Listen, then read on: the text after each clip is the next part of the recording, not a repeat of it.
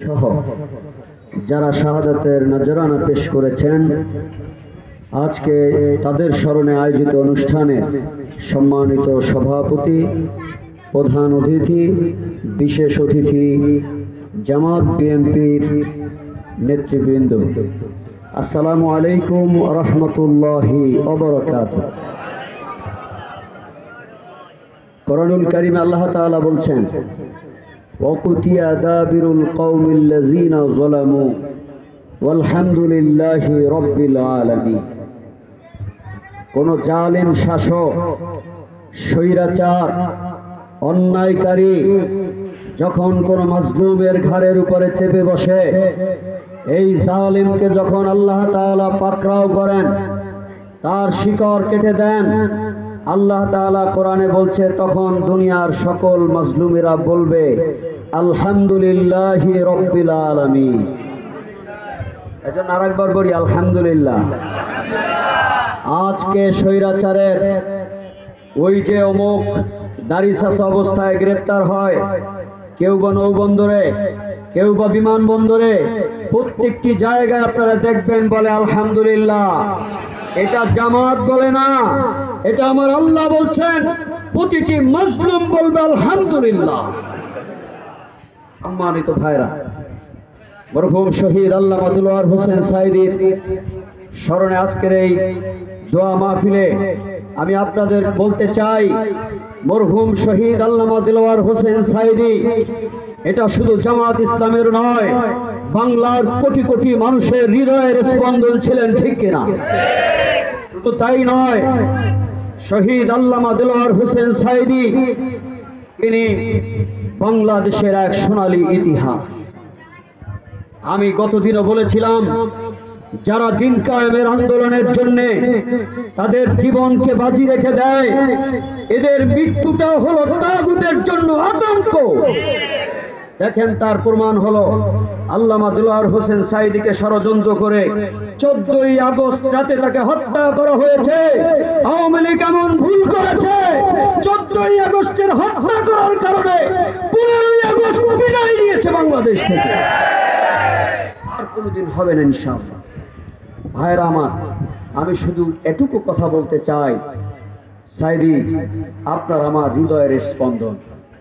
তিনি এদেশের যত আল্লাহর ওলি ছিলেন, আমরা যদি ধরে নিই তিনি একজন আল্লাহর ওলি, তো আমরা এ কথা বলবো এজন্য যে আল্লাহর ওলি ছিলেন, এজন্য তিনি যতটুকু কথা বলছেন 30 বছর আগে, প্রতিটি কথা তার বাস্তবে রূপান্তরিত হয়েছে, ঠিক কিনা? তো আমরা যারা আছি, আমি সবাইকে অনুরোধ করতে চাই, বাংলাদেশের শান্তি যারা রক্ষা করতে চায়, যারা কোরআন দিয়ে দেশ পরিচালনা করতে চায়, আপনারা কি তাদের সাথে আছেন? লিল্লাহে তাকবীর। বাংলাদেশ জিন্দাবাদ, বাংলাদেশ জামাত ইসলামী জিন্দাবাদ। আসসালামু আলাইকুম রাহমাতুল্লাহ। অসংখ্য ধন্যবাদ গাজী আনিসুর রহমান সাহেবকে। সম্মানিত উপস্থিতি, এ পর্যায়ে আপনাদের সামনে মূল্যবান বক্তৃতা নিয়ে মঞ্চে আসছেন ওয়াল চিতলমারীর উপজেলার মজলুম জননেতা, ওয়াল চিতলমারীর উপজেলার মজলুম জননেতা, কারা নির্যাতিত মজলুম জননেতা জনাব গাজী মনিরুজ্জামান খান সাহেব, আমিরে জামাত, বাংলাদেশ জামাত ইসলামী চিতলমারী উপজেলা শাখা।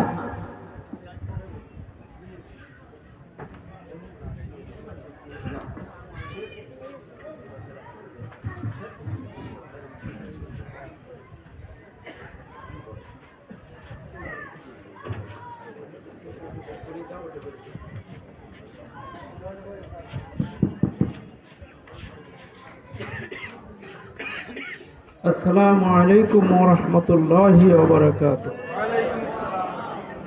তো আপনারা সকলে ভালো আছেন তো? তো আমি আসলে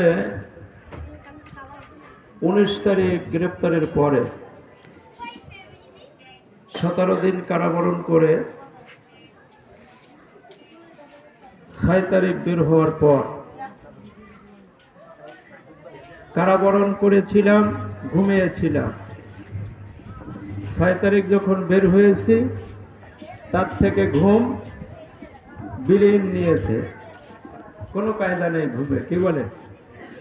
এই জন্য শরীরটা বেশখানি দুর্বল, আর গলার অবস্থা একেবারে সিরিয়াস, কথা বলা কষ্ট। তারপরে আমি দু একটি কথা বলবো, আপনারা মনোযোগ সহকারে শুনবেন, যদিও সাউন্ড কম হবে। তো সকলেই তো ভালো আছেন নাকি?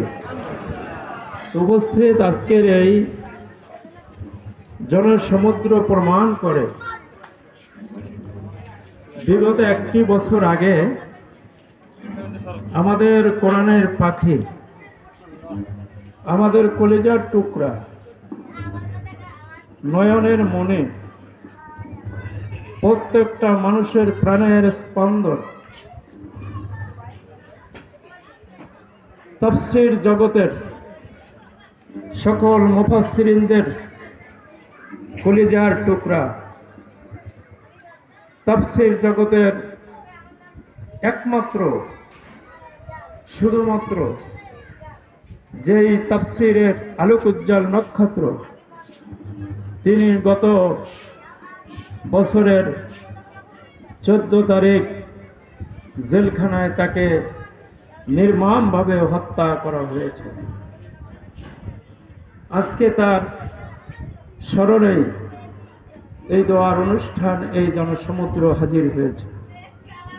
সাথে সাথে গত 5 তারিখের আগে যে ছাত্রদের আন্দোলনে যেই ছাত্ররা, কোমল শিশু সোনামণিরা রাস্তায় যাদেরকে পাখির মতো গুলি করে হত্যা করা হয়েছে, সেই সমস্ত কলিজার টুকরাদের স্মরণের জন্য আজকের এই অনুষ্ঠান, আজকের এই দোয়ার অনুষ্ঠান আয়োজন করা হয়েছে।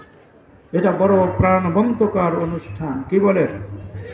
এটা কি কোনো আনন্দের অনুষ্ঠান? এটা কি কোনো আনন্দের অনুষ্ঠান? আসো, আমি জেলখানায় বসে যখন পেপারে দেখলাম 3টি শিশু তার পিতা মারা গিয়েছে, এই শিশুদেরকে সান্ত্বনা বাণী তার আত্মীয় স্বজন জানাচ্ছে, কিন্তু চোখের পানি ছেড়ে দিয়ে বলতেছে, তোমরা শত কথা বলো, আমরা মেনে নিচ্ছি। কিন্তু রাত যখন পোহাবে, গভীরতা যখন চলে যাবে, তখন আমরা কাকে আব্বা বলে ডাকবো? তখন আমরা কাকে আব্বা বলে ডাকবো? তোমরা আমাদেরকে সান্ত্বনা দিচ্ছ, এটা ঠিকই আছে, কিন্তু আমার পিতাকে যখন গুলি করে রাস্তার মধ্যে পাখির মতো হত্যা করা হয়েছে, সকালবেলা যখন হবে, তখন আমি কাকে আব্বু করে ডাকবো? এই আব্বু আমি কোথায় পাবো? বড় নির্মম, বড় অত্যাচার করে এই দেশের প্রায় 1000 কোমলমতি শিশুদেরকে হত্যা করা হয়েছে পাখির মতো। 11,627 জন মানুষ এখনো খুঁজে পাওয়া যাচ্ছে না। তারা কোথায় গিয়েছে? কোথায় তাদের গণকবর হয়েছে? কোন আয়না ঘরে তাদেরকে বিলীন করা হয়েছে? কেউ জানে না। এরকম প্রায় 11,637 জন মানুষকে এখনো পর্যন্ত খুঁজে পাওয়া যায় না। 33,000 33,000 মতো মানুষ পঙ্গুত্ব বরণ করে আজকে হসপিটালে কাতর কণ্ঠে তারা আত্মনাদ করছে, কে আছো আমাকে বাঁচাও। এই জালেমের বুলেটের আঘাতে আমি আমার পা হারাইছি, আমি আমার হাত হারাইছি, আমার কলিজার মধ্যে বুলেটের আঘাত লেগেছে, কে আছো আমাকে রক্ষা করো, বাঁচাও। এই আর্তনাদের চিৎকারে আজকে আমরা এখানে হাজির হয়েছে। এটা কোনো আনন্দের অনুষ্ঠান নয়, এটা কোনো সুখের অনুষ্ঠান নয়। আজকে এই সমস্ত মানুষের জীবনের বিনিময়, আজকে এই রক্তের লেলিহান, আজকের রক্তের মধ্যে আমরা দাঁড়িয়ে আছি, কে বলেন ঠিক কিনা? আমাদের শপথ করতে হবে যে আজকে যারা এই 16টি বছর দুঃখে দুঃখে যারা নির্যাতনের মুখে, যারা বুলেটের আঘাতে, বন্দুকের গুলিতে, রাইফেলের গুলিতে যারা তাদের জীবন দিয়েছে, বুকের তাজা রক্ত দিয়ে আজকে এই স্বাধীনতা ফিরে দিয়েছে, তাদেরকে আমরা কখনোই ভুলতে পারবো না। কি বলে?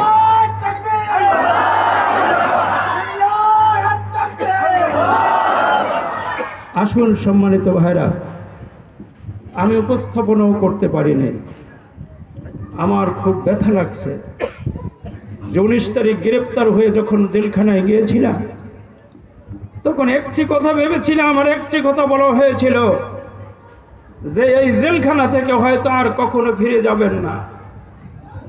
আমি বলেছিলাম কারণ, বলল জামাত ইসলামী নিষিদ্ধ হয়ে গেছে, আর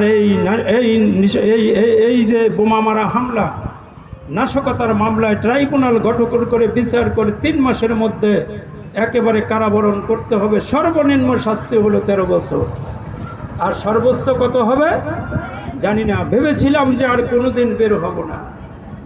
তখন মনে পড়েছিল জাতির পিতা ইব্রাহিম আলাইহিস সালাম। কে বলেন তো জাতির পিতা? কে বলেন তো জোরে? জাতির পিতা কে? জাতির পিতা ইব্রাহিম। কে বলেন এই কথা? কে বলছে? আর আমাদের কোমলমতি শিশুরাও শিখিয়ে দিয়েছে, রাস্তায় স্লোগান দিয়েছে জাতির পিতা ইব্রাহিম। কি বলেন? আর অন্যটি আমি আর বলবো না। কি বলছে না? তাহলে জাতির পিতাকে আজকে আপনারা যাবেন ঢাকার শহরে, যে রেল হয়েছে তার উপরের গায়ে লেখা ছিল বঙ্গবন্ধু শেখ মুজিবুর রহমান জাতির পিতা। আর সেখানে এই কোমলমতি শিশুদের আন্দোলনের ফলে জাতির পিতা সেখানে বঙ্গবন্ধু বাদ দিয়ে সেখানে লেখা হয়েছে হযরত ইব্রাহিম আলাইহিস সালাতু ওয়াস সালাম। সম্মানিত ভাইরা, আসুন আমাদেরকে আজকের এই রক্ত নিয়ে আমাদেরকে শপথ করতে হবে যে আল্লামা দেলোয়ার হোসেন সাঈদী রক্ত দিয়ে তিনি শিখিয়ে গিয়েছেন, জীবন দিয়ে শিখিয়ে গেছেন যে এই কোরআনের আন্দোলন, এই কোরআনের আন্দোলনের কারণে আমি সাঈদী আমার জীবন দিয়েছি, আমাকে মৃত্যুবরণ করতে হয়েছে, আমাকে ফাঁসির রায় দিয়েছে, কারাবরণ করেছে। আসো তোমরা সেই কোরআনের দিকে, এই কোরআনের পথে যদি আসি তাহলে শান্তি আসবে। এই দেশে জুলুম থাকবে না, স্বৈরাচার থাকবে না, লুটতরাজ থাকবে না, চোর থাকবে না, ডাকাতি থাকবে না। আসুন যদি সেই কোরআনের দিন যদি কায়েম করতে পারি, সমাজ কায়েম করতে পারি, তাহলে সমাজ থেকে দুর্নীতি বিদায় নেবে, সমাজ থেকে চুরি ডাকাতি বিদায় নেবে, নতুবা কখনো সম্ভব নয়। কি বলেন? আসুন আমরা এই কোরআনের সমাজ কায়েম করতে চাই। আমরা সাঈদীকে ভালোবাসলে কোরআনের সমাজ কায়েম করতে চাই। আসুন আমরা সাঈদীকে ভালোবাসি।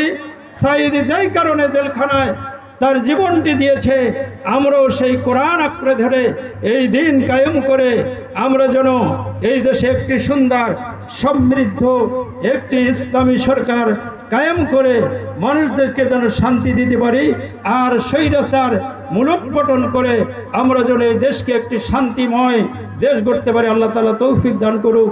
সম্মানিত ভাইরা, আসসালামু আলাইকুম ওয়া রাহমাতুল্লাহ। বাংলাদেশ জামাত ইসলামী জিন্দাবাদ, বাংলাদেশ জিন্দাবাদ।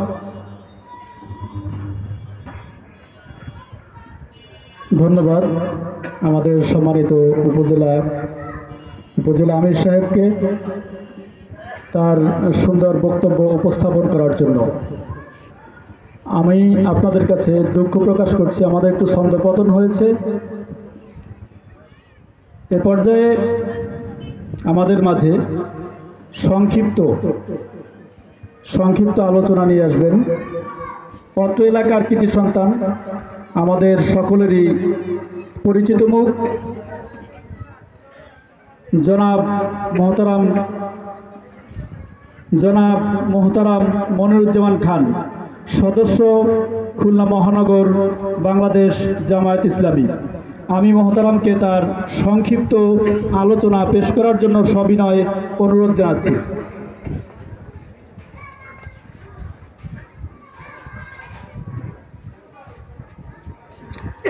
আউযু বিল্লাহি মিনাশ শাইতানির রাজিম। বিসমিল্লাহির রহমানির রহিম। নাহমাদুহু ওয়া নুসাল্লি আলা রাসূলিল কারীম। আম্মা বা'দ। উপস্থিত আজকের শহীদি কাফেলা, বরেণ্য আলেম হযরত মাওলানা শহীদ দিলওয়ার হোসেন সাঈদী সাহেব এবং আমাদের বাংলাদেশকে কোমলমতি শিশুরা জীবন দিয়ে দ্বিতীয়বারের জন্য যে স্বাধীনতা অর্জন এনে দিয়েছেন, তাদের রুহের মাগফিরাতের জন্য বাংলাদেশ জামাতে ইসলাম চিতলমারী তথা সন্তোষপুর ইউনিয়ন কর্তৃক আয়োজিত অনুষ্ঠানের সম্মানিত সভাপতি, উপস্থিত বিশেষ অতিথি, উপস্থিত বাংলাদেশ জামাতে ইসলাম বাগেরহাট জেলা থেকে জেলা ও চিতলমারীর জামাতের বিভিন্ন পর্যায়ের নেতৃবৃন্দ, বিএনপির বিভিন্ন পর্যায়ের নেতৃবৃন্দ, আসসালামু আলাইকুম ওয়া রাহমাতুল্লাহি ওয়া বারাকাতুহু। মহান আল্লাহ তাআলা আমাদের এই সুন্দর দোয়া অনুষ্ঠানে, মূল্যবান মানুষের দোয়া অনুষ্ঠানে উপস্থিত হতে পেরেছি, এজন্য সবাই বলি আলহামদুলিল্লাহ। মহান আল্লাহ তাআলার আশিস রহমত, যাদের উদ্দেশ্যে আমরা এখানে এসেছি তারা আল্লাহর কাছে অতি মূল্যবান ব্যক্তি এবং আমাদের কাছেও তারা মূল্যবান। কারণ আল্লাহ তাআলা বলছেন সূরা সফের ভিতরে 61 নম্বর সূরা 28 নম্বর পারা 4 নম্বর আয়াত আল্লাহ তাআলা বলছেন, ইন্নাল্লাহা ইয়াহিব্বুল্লাযীনা ইউকাতিলুনা ফি সাবিলিহি সাফফান কাআন্নাহুম বুনিয়ানুম মারসুস। আল্লাহ এখানে আয়াতের প্রথমে ইন্না দিয়েছেন, কারণ ইন্না মানে নিশ্চয়। নিশ্চয় আমরা যখন একটা কথা শিওর বলি, তখন এখানে আল্লাহ নিশ্চয় ব্যবহার করেছেন। বলছেন নিশ্চয়ই আমি ওই সমস্ত লোকদেরকে ভালোবাসি, পছন্দ করি, তারা আমার প্রিয় মানুষ, যারা জান এবং মাল দিয়ে আল্লাহর রাস্তায় জিহাদ করে দিন কায়েমের জন্য, এবং যখন বাতিলের মোকাবেলা করে তখন নিজের শরীরকে লোহার দণ্ডের ন্যায় শক্ত অবস্থানে রাখে। একদিন আসরের নামাজের পরে কয়েকজন সাহাবা বসে আলোচনা করতেছিলেন যে মহান আল্লাহ তাআলা আমাদের এমন একটি কাজ শিখিয়ে দিত, যা করলে তিনি আমাদের উপর খুশি হয়ে যান, আমাদের জান এবং মাল দিয়ে আমরা তাই করতাম। মহান আল্লাহ তাআলা কথাটি শুনেছেন জিবরাইলের মাধ্যমে আমাদের প্রিয় নবী জনাবে মুহাম্মদ রাসূলুল্লাহ সাল্লাল্লাহু আলাইহি ওয়াসাল্লামের উপরে। তখন এই সূরা সফ নাজিল করেন এবং এর ভিতরে নবীজি চলে আসেন। নবীজি সাহাবাদেরকে একে একে ডেকে এই আয়াতগুলো তেলাওয়াত করেন এবং তাদেরকে বলেন, তোমরা যদি আল্লাহর ভালোবাসা পেতে চাও, আল্লাহর প্রিয় বান্দা হতে চাও, তাহলে তোমরা তোমাদের জান এবং মাল দিয়ে তোমরা আল্লাহর রাস্তায় দিন কায়েমের জন্য জিহাদ করবা, এবং শত্রুর যখন মোকাবেলা করবা তখন নিজের শরীরকে মনে করবা আমার শরীর একটা লোহার দণ্ড, একটা প্লেট, কখনো পিছপা হবে না। তা আল্লাহ তাআলার ভালোবাসা যদি আমরা পাই, এই পৃথিবীর কারো ভালোবাসা আপনাদের প্রয়োজন আছে? হাত তুলে দেখান। আপনারা সবাই আল্লাহর ভালোবাসা চান? যদি আল্লাহর ভালোবাসা চান, তাহলে আল্লাহর প্রিয় ব্যক্তি যদি হতে চান, আল্লাহ যা বলছেন তাই করতে পারবেন? তাহলে আল্লাহ বলছেন আপনার জান এবং মাল দিয়ে দিন কায়েমের জন্য চেষ্টা করতে হবে। আপনারা প্রত্যেকে আপনাদের জান এবং মাল দিয়ে দিন কায়েমের জন্য চেষ্টা করবেন। আজকে যদি আপনারা দিন কায়েমের জন্য জান এবং মাল দিয়ে ন্যায় প্রতিষ্ঠার জন্য চেষ্টা করেন, আপনারা মারা গেলেও আজকে যেমন আমরা অনুষ্ঠান করছি, আমাদের জন্য এরকম অনুষ্ঠান হবে। শহীদানরা মরেন না। আল্লাহ তাআলা সূরা বাকারার 154 নম্বর আয়াতে বলেন,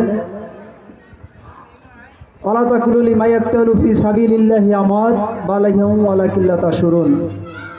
তোমাদের ভিতরে যারা আল্লাহর রাস্তায় শহীদ হয়, মারা যায়, তোমরা তাদেরকে মৃত্যু বলিও না, কারণ তারা জীবিত, তোমরা বুঝতে পারতেছ না।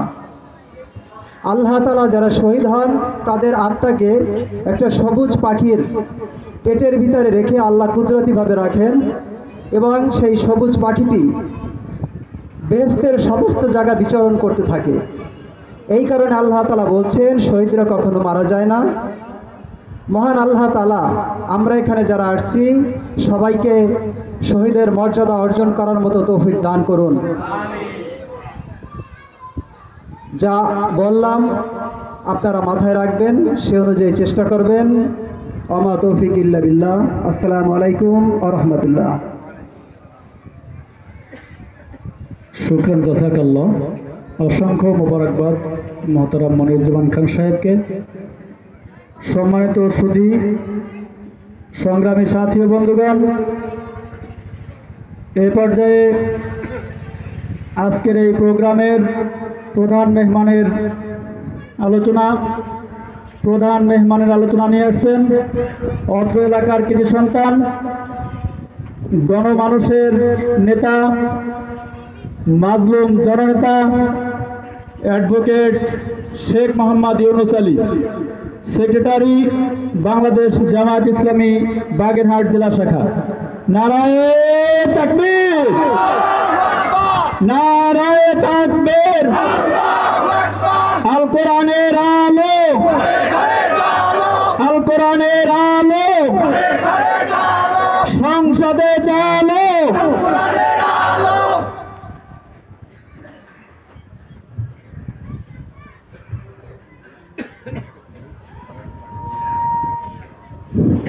বিসমিল্লাহির রহমানির রহিম। আলহামদুলিল্লাহি রাব্বিল আলামিন, ওয়াসসালাতু ওয়াসসালামু আলা সাইয়্যিদিল মুরসালিন ওয়া আলা আলিহি ওয়া আসহাবিহি আজমাইন। আজকের সন্তোষপুর ইউনিয়নের সর্বস্তরের জনগণ কর্তৃক আয়োজিত এই মহতী দোয়া অনুষ্ঠানের সম্মানিত সভাপতি, চিতলমারীর কৃতি সন্তান, জেলা উপজেলা আমির মাওলানা মনিরুজ্জামান, বিশেষ অতিথি প্রিয় ভাই লায়েকুজ্জামান, অন্যান্য বিশেষ অতিথিবৃন্দ, আজকের বিভিন্ন পর্যায়ের দলমত নির্বিশেষে আজকের এখানে হিন্দু মুসলিম সকল ভাইদের প্রতি আমার আন্তরিক সালাম, আসসালামু আলাইকুম ওয়া রাহমাতুল্লাহ এবং শুভেচ্ছা অভিনন্দন সকলকে। সম্মানিত উপস্থিতি, আজকে আল্লাহ তাআলার এই মঞ্চে দাঁড়িয়ে কিভাবে আল্লাহর শুকরিয়া আদায় করব তা আমি ভেবে পাচ্ছি না। আজকের 15টি বছর মনে হয় অনেক মানুষ আমাকে চেনে না। আমি এই এলাকার মানুষ, এই এলাকার সন্তান, অনেক মানুষই মনে হয় আমাকে চেনেন না। কারণ হচ্ছে একটা দীর্ঘ সময় যে একটা গ্যাপ তৈরি হয়েছে। এলাকায় আসলে অনেক সময় প্রায়ই দেখা যায় যে হেলমেট মাথায় দিয়ে আসতে হতো। আমি খুব বড় ধরনের কিছু না, আমি একজন ছোট্ট কর্মী, ইসলামী আন্দোলনের কর্মী হিসেবে কাজ করি। আমি একজন ছোট মানুষ হিসেবেও দেখা যায় যে আজকে যে রোষানলের শিকার হয়েছি, আপনারা হয়তো জেনেছেন, খবর পেয়েছেন। জানাজা পড়তে আসার সময় আমাদেরকে 15-20টা মোটরসাইকেলে 2 জন মানুষ, আমি এবং বাঁশতলী ইউনিয়নের সাবেক চেয়ারম্যান মাওলানা রেজাউল করিম ভাই, আমি গাড়ি ড্রাইভ করছি, আমাদেরকে 15-20টা মোটরসাইকেলে ঘেরাও করে অবরুদ্ধ করে আমাদেরকে মানে অপদস্থ করা হয়েছে। আর এরপরে রাত্র 9টার পরে ডিবির গাড়ি এসে আমাদেরকে নিয়ে গেল, নিয়ে পুলিশ সুপারের ওখানে নিয়ে গেল এবং রাত্রে খাবারও জোটে নেই। এরপরে সকালে শুনলাম যে আলহামদুলিল্লাহ আমরা নাকি, আমার হাতে রামদা ছিল আর রেজাউল করিম সাহেবের হাতে বোমা ছিল, ওনাদেরকে মারার জন্য আমরা গিয়েছিলাম। তো আজকে আমার সবচেয়ে কম মামলা, তারপরেও মনে হয় প্রায় 24-25টা মামলা আমার নামে হয়েছে, এখন খারিজ হয়ে 17টা চলমান আছে। এটা তো কম। আজকের এই জন্য আল্লাহ তাআলার শুকরিয়া কিভাবে আদায় করব জানি না। এদেশের মানুষ যা কল্পনা করতে পারেনি, আপনারাও যা কখনো চান নাই, আল্লাহর কাছে কল্পনাও করেননি।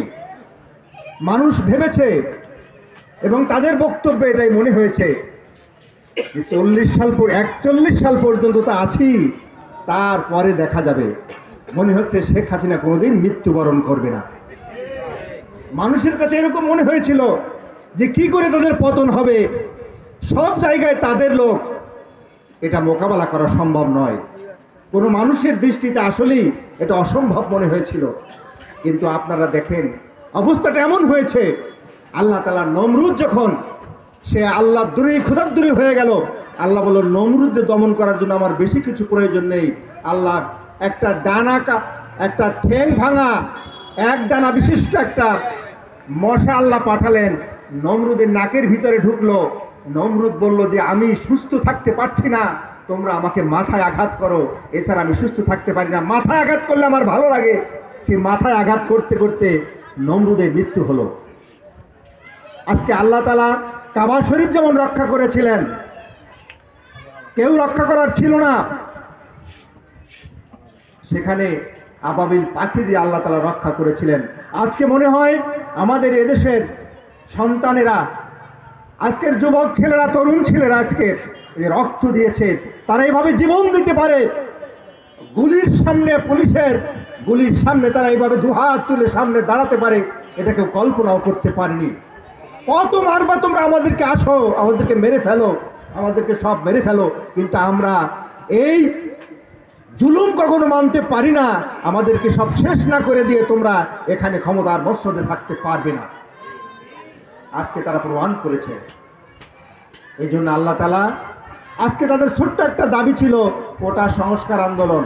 আজকে আপনারা কোটার নামে, মুক্তিযোদ্ধার নামে আজকে সকলের চাকরি হচ্ছে, মেধাবীদের কোনো মূল্যায়ন নাই। আজকে এটা মানতে পারি না আমরা, আমাদের এই দাবি মেনে নেন।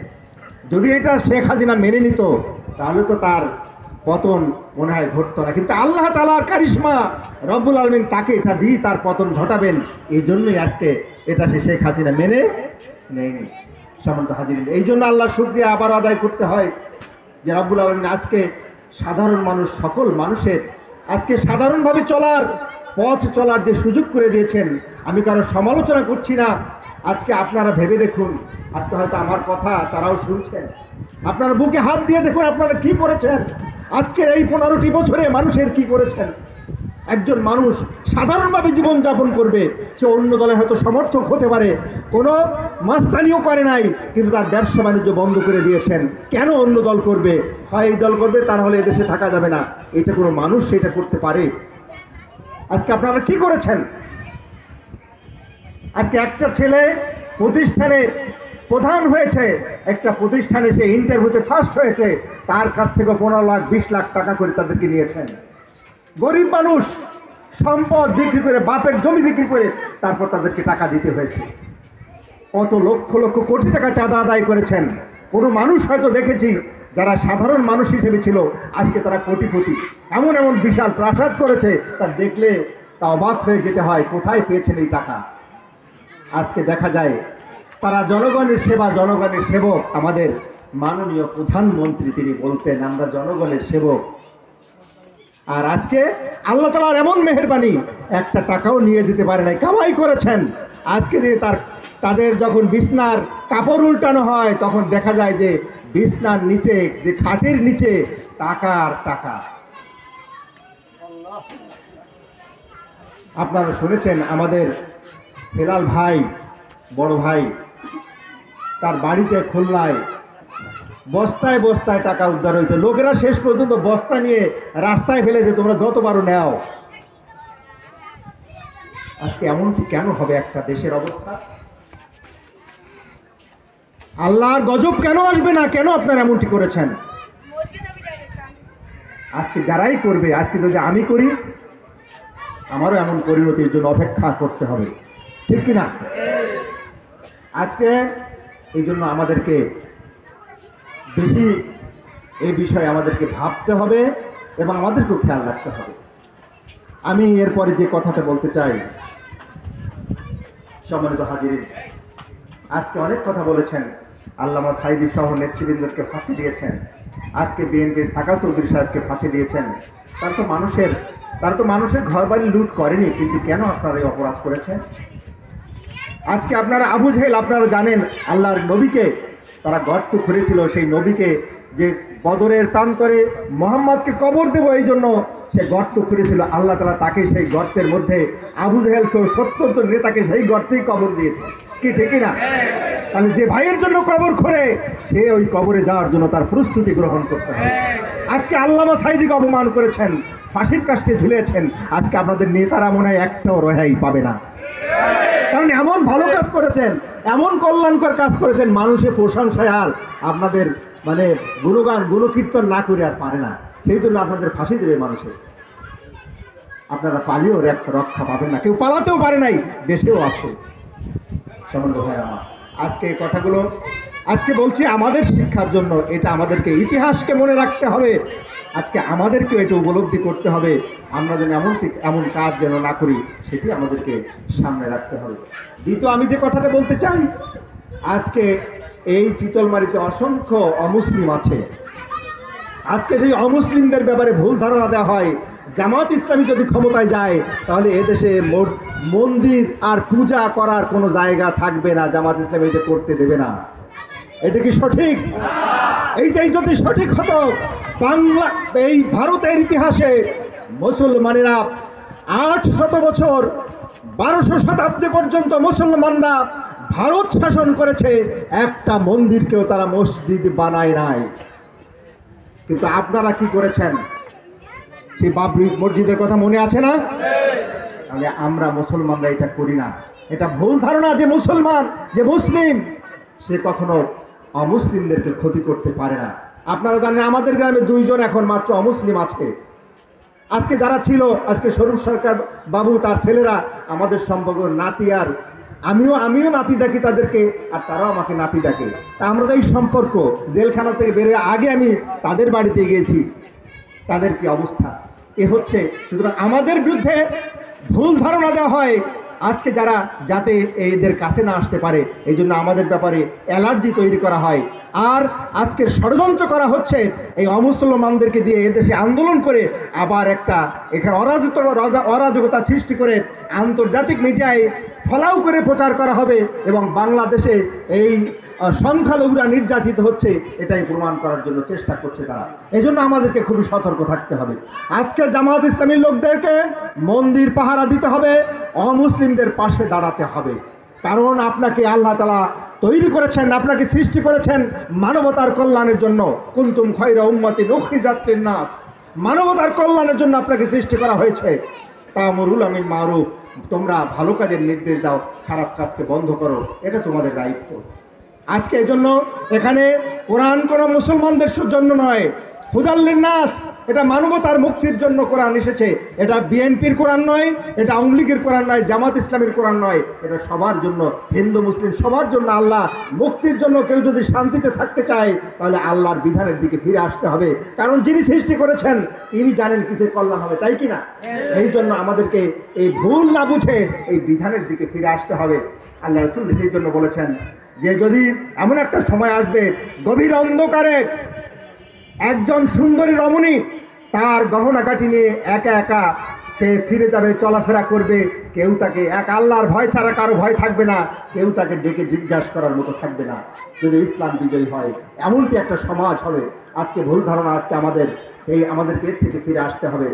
আর সাময়িক লাভের জন্য নয়, পরকালের নাজাতের জন্য। আমরা জানি মাত্র 30, 40, 50 বছর পরে আল্লাহর কাছে আমাকে ফিরে যেতে হবে। এই জন্য আল্লাহর কাছে আমাকে জবাবদিহি করতে হবে। আর প্রথম প্রশ্ন হবে রব্বু, তোমার রবকে। আর রবের স্বীকৃতি আমি প্রথম সৃষ্টির প্রথমে দিয়েছিলাম, মান রব্বুকা। প্রথমে বলেছিলাম ক্বালু রব, মানে আল আস্তু বিরাব্বিকুম, আল্লাহ তাআলা তো আমি কি তোমাদের রব নই? কলুবালা, আমরা বলেছিলাম। সেই যে রবের কথা, আবার মৃত্যুর পরেও রবের কথা, সূরা ফাতিহার মধ্যে রবের কথা শুরুতে আমরা বলে থাকি। তো এই যে রব, আল্লাহর সার্বভৌমত্ব, এই সমাজে একমাত্র আল্লাহর সার্বভৌমত্ব ছাড়া আর শান্তি আসতে পারে না। জনগণ ক্ষমতার মালিক নয়, ক্ষমতার মালিককে আল্লাহ তাআলা। এই রাষ্ট্রের সম্পদ, এদেশের মানুষ যারা আছে অমুসলিম হচ্ছে নির্বিশেষে সকলেই হচ্ছে আমাদের কাছে আমানত। এটা আল্লাহর জমিন, এখানে আল্লাহর আমানত, আল্লাহ আমাদেরকে আমানত হিসেবে রেখেছেন।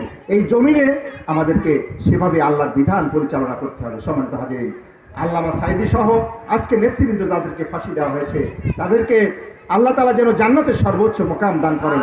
আজকে তাদের রক্তের বিনিময়ে আজকে তারা ষড়যন্ত্র করেছে, সেই ষড়যন্ত্রকারীদেরকে যেন আল্লাহ তাআলা চিরদিনের তর এই বাংলাদেশের জমিনে যেন এই ষড়যন্ত্র আর যেন তারা এই জাল যেন বুনতে না পারে, আল্লাহ যেন সেই পরিবেশ তৈরি করে দেন। আজকে সেজন্য আমাদেরকে দোয়া করতে হবে। সম্মানিত হাজিরিন, আজকে সবশেষ আমি বলতে চাই, আজকে যারা এখানে আমাদের বিরোধী মত যারা আছে, আওয়ামী লীগ বিএনপির বাইরেও তো দল আছে, মত আছে, আপনার জামাত বিএনপির বাইরেও আছে, আওয়ামী লীগের যারা আছে, তবে সাধারণ জনগণ যারা শুধুমাত্র সমর্থন করেছেন, আপনারা এমন ব্যক্তিদেরকে কখনো রাগ চোখ রাগানি দিয়ে তাদের দিক তাকাবেন না। তাদের ভালোবাসা দেন, তারা তওবা করুক, ফিরে আসুক, ভালো দিকে ফিরে আসুক। আর কেউ যদি নির্যাতন করে থাকে, লুটপাট করে থাকে, ব্যাংক লুট করে থাকে, ব্যাংকের টাকা নিয়ে যদি সম্পদ করে থাকে, তাহলে জনগণের টাকা তাদেরকে ফেরত দিতে হবে, তাই কি না? আমরা নিজেরা আইন নিজের হাতে তুলে নেব না। আমরা দুদক খুব শক্তিশালী হচ্ছে, ডক্টর ইউনূস কিন্তু সহজে ছাড় দেবে না, এই জন্য কেউ পার পাবে না। এই জন্য আমরা নিজেরা আইন হাতে তুলে নেব না, আমরা তো আইনের হাতে তাদেরকে সুপর্দ করব। কেমন? সম্মানিত হাজিরিন, আসুন আমি সকলের কাছে বিনীতভাবে অনুরোধ রাখতে চাই, সময় যেহেতু সংক্ষিপ্ত, আমরা অনেক কথা বলার ছিল, কথা বলতে পারি নাই। তো আবার দেখা হবে ইনশাআল্লাহ, বেঁচে থাকলে কথা হবে। আপনাদের সকলের জন্য দোয়া করি, আমার জন্য দোয়া করবেন। আল্লাহ তাআলা যেন আমরা সকলে মিলে এই দেশটাকে সুন্দর একটা দেশে পরিণত করতে পারি, এই বাংলাদেশটা যেন একটা শান্তিময় দেশে পরিণত করতে পারি। আজকে মালয়েশিয়ায় যদি স্বাধীনতার পরে বাংলাদেশ স্বাধীনতার পরে মালয়েশিয়া স্বাধীন হয়েছে, সেই মালয়েশিয়া যদি এত উন্নত হতে পারে, আফগানিস্তান এই সেদিন 20টি বছর তারা আমেরিকার বিরুদ্ধে যুদ্ধ করে জয়লাভ করে এখন পৃথিবীর মধ্যে সবচেয়ে মুদ্রার বেশি দাম হচ্ছে আফগানিস্তানের। সুবহানাল্লাহ। তো কী করে হয়? তো বাংলাদেশে আজকে মূলত এই লুটপাটের কারণে, দুর্নীতির কারণে বাংলাদেশটা ধ্বংস হয়ে গেছে। আমরা এর থেকে ফিরে এসে বাংলাদেশকে শান্তিময় দেশ হিসেবে করতে চাই, বাংলাদেশকে একটি আদর্শ রাষ্ট্র হিসেবে করতে চাই। আল্লাহ তাআলা আমাদের সকলকে যেন সেই তৌফিক দান করেন। আমরা যেন এর বিনিময়ে, আজকে এটা শুধু রাজনীতি নয়, মানুষ ভুল বুঝে, আজকে আমরা ভুল বুঝি, আমরা মনে করি যে আল্লাহ তাআলা নামাজ রোজা করি, তাসবিহ তাহলিল করি, রাজনীতির কী দরকার আছে? আরে ভাই, আরে বাবা, আপনাকে তো আল্লাহ রাজনীতির জন্য দুনিয়া পাঠাইছে, তা নাহলে ফেরেশতাই পাঠাতো। এটা ফেরেশতাদের কাজ নয়। ফেরেশতারা নামাজ রোজা তাসবিহ তাহলিল জিকির আজকার, ফেরেশতারা রাত দিন রয়েছে, এমন সেজদায় ফেরেশতা রয়েছে, কেমন পর্যন্ত সেজদায় থাকবে। তা আপনি একা সেজদা দিয়ে কি করবেন? আপনাকে তো শুধু সেজদার জন্য পাঠানো হয়নি, আপনাকে মানুষের জন্য পাঠানো হয়েছে। আপনি এই সমাজে, আপনি তো রাজনীতি করবেন, আর কি করবে? এই জন্য এই সমাজ নিয়ে, রাষ্ট্র নিয়ে চিন্তা করবেন, এটা ইবাদত। এই জন্য আপনাকে সৃষ্টি করেছে। এই জন্য আল্লাহ রাসূল সাল্লাল্লাহু আলাইহি সাল্লাম দাঁত দিয়েছেন, সাহাবীরা জীবন দিয়েছেন, তাই না? শহীদ হয়েছেন, রক্ত দিয়েছেন। তা আমরা এটাকে রাজনীতি নয়, এটা ইসলামী আন্দোলন, এটা আল্লাহর জন্য, আল্লাহর দ্বীনের জন্য। এই জন্য আপনাকে পৃথিবীতে পাঠানো হয়েছে এবং দুনিয়া এবং আখিরাতের কল্যাণের জন্য এই কাজটা আমাদের করতে হবে। আল্লাহ তাআলা আমাদের সকলকে তৌফিক দান করুন। আমিন। আসসালামু আলাইকুম ওয়া রাহমাতুল্লাহি ওয়া বারাকাতুহু।